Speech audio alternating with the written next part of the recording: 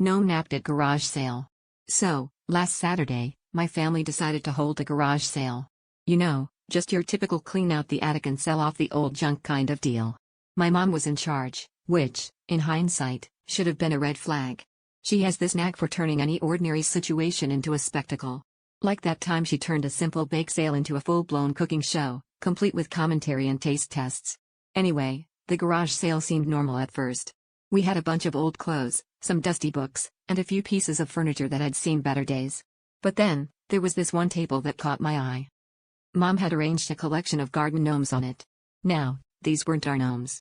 I recognized them as belonging to our neighbor, Mr. Thompson, who had a penchant for all things kitschy. I asked her, "Mom, are you sure we should be selling these?" She just waved me off with a laugh, saying, "Oh, they're vintage garden protectors. People love this kind of stuff." I shrugged it off, figuring she had somehow acquired them legitimately. Besides, who was I to question the master of garage sales? Things started to get a bit weird when a small crowd gathered around the gnomes, with Mom passionately describing their historical significance and rare craftsmanship. Just as the bidding war escalated to an absurd $200 for a particularly chubby gnome with a fishing rod, Mr. Thompson came over, looking confused. He stared at the scene before him, his eyes darting between his beloved blonde gnomes and my mom, who was now wielding a makeshift auctioneer's hammer. Panicked, I tried to explain the situation, but Mom was too deep into her sales pitch, comparing one gnome's rosy cheeks to that of a Renaissance cherub.